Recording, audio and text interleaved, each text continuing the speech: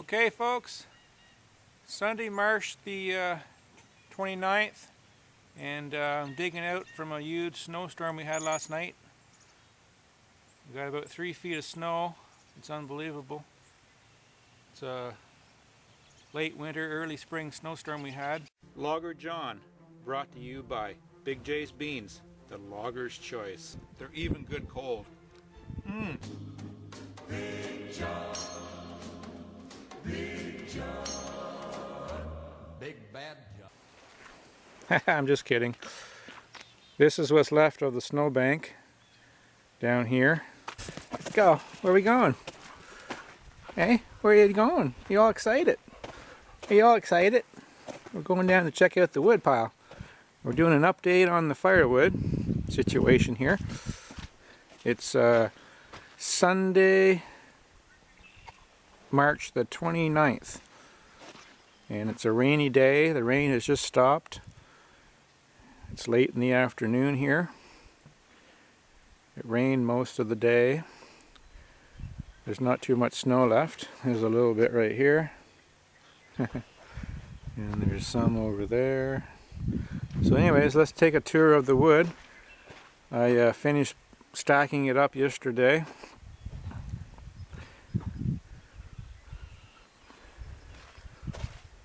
I'll show you, I'll take you on a tour. Go check it out. So right here, as you can see, I didn't quite have enough to finish this row. So I still have to cut a little bit to finish this cord here. So when this is finished, there's going to be 3 full cubic cord right here.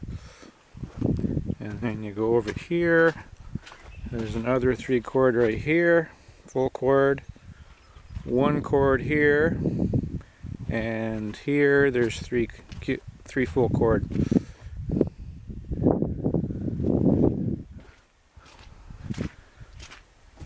And then you can go over here. I have 2 more full cord here.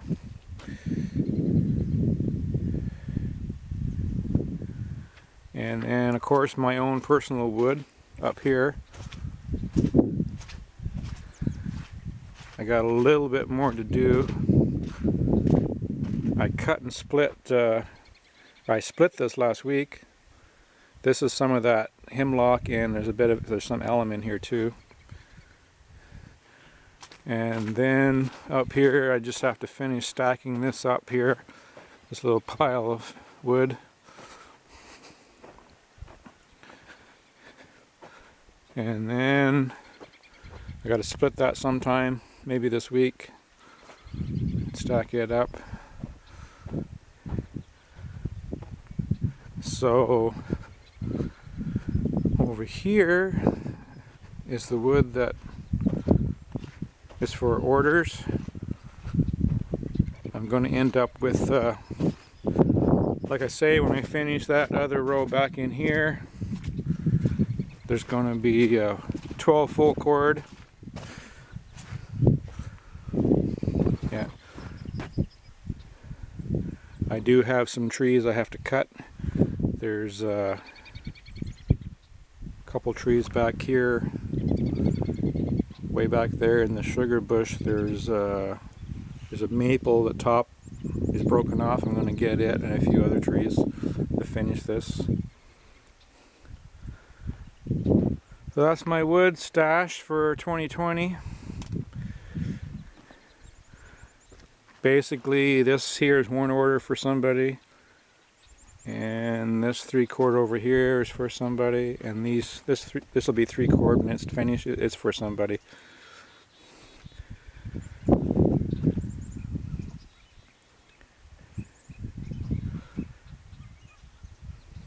And this other wood is for other clients.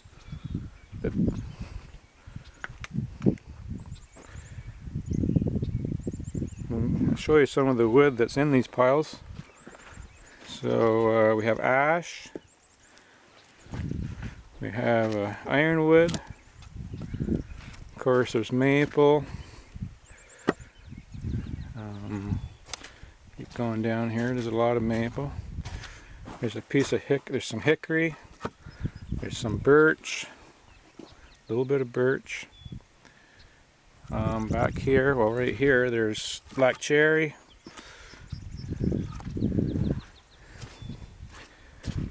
And there's some alum in here too.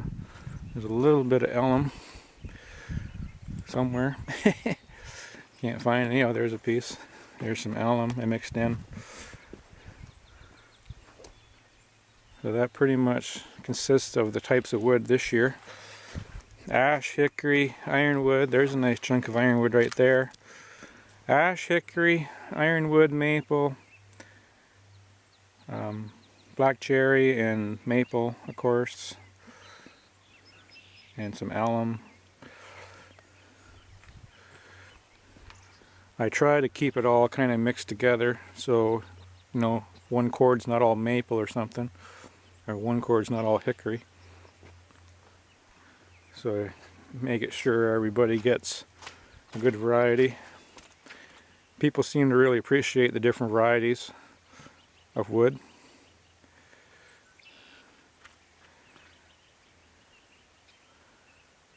So that's my wood stash for 2020.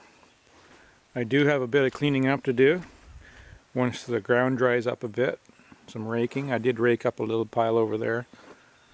Just all the bark and the sawdust and all the wood chips and stuff. Rake it all up.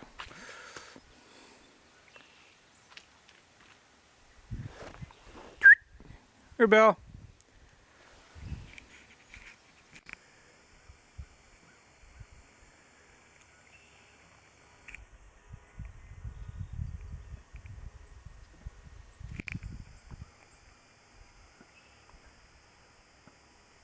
The ground is kind of soft, kind of mushy. This little apple tree is still standing here. You don't know how many times I want to cut this sucker down, but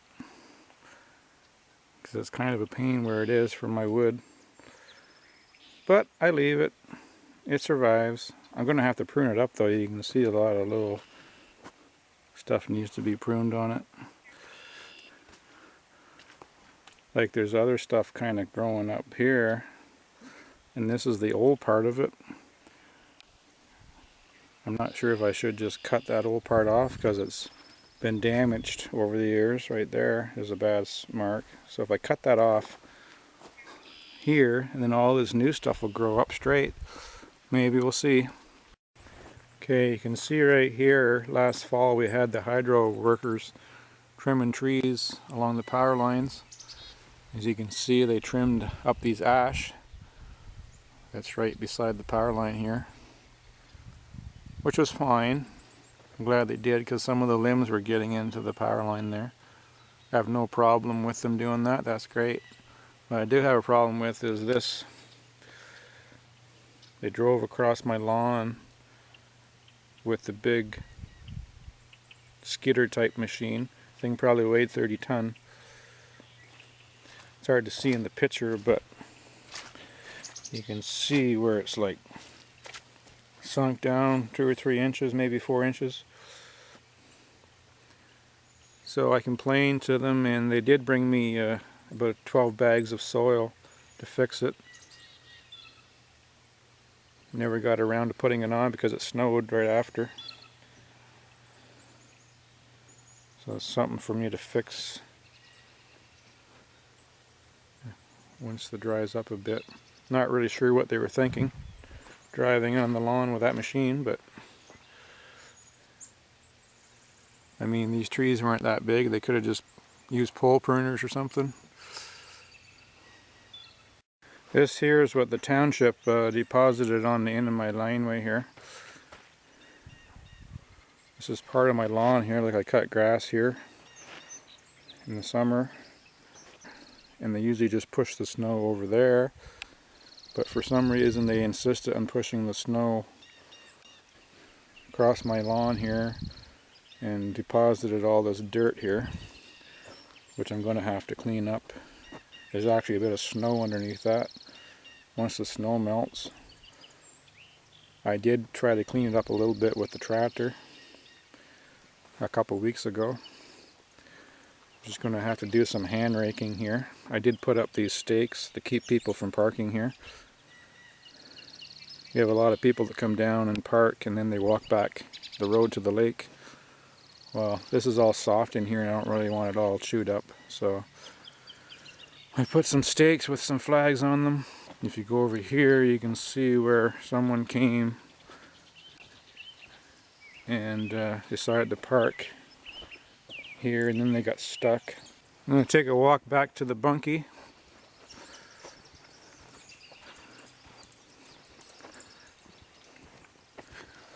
This is another tree right here that the hydro trimmed. It's an alum, little wee alum. This is what's left of it. I don't know why they just didn't cut the whole thing down, but I guess because it was still alive, but I don't think it's going to survive. My dog's leading the way. She knows where she's going, I guess.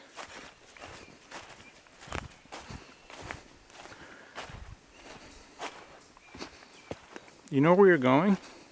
Are we going to get lost?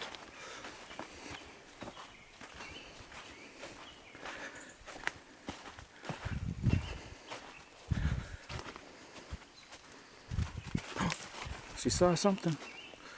What do you got, pup? What do you got? Hey? Chipmunk? A squirrel?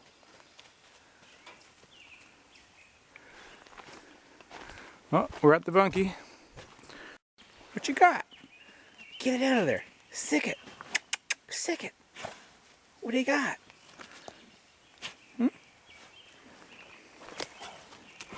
Must be pretty vicious, whatever it is. Probably like a chipmunk or something. Where are you going? What do you got in there? Is it a bear? Eh? No, you give up? You give up? What is it? Oh, is it over there? Is it a cat? Is it up the tree? I don't see it. Oh, I do see it. There it is, right there. I don't know if I can zoom in. I don't know if you guys can see that. There's a chipmunk right there on the limb, hanging on for dear life.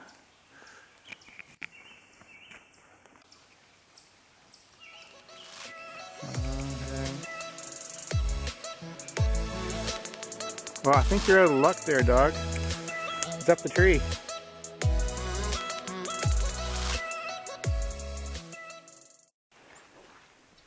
So somebody asked me before I had all this piled up how much wood I had, and I said, oh, probably between 11 and 12 cubic here. So I guess I wasn't too far off. I have 11.5 cubic. Every year I'm required to cut and split and pile so much wood in order to keep my pilot's license. If I don't, I end up losing my pilot's license, so I won't be able to pile wood anymore. Okay guys, that's it for this video. Thanks a lot for watching, and we'll catch you on the next video.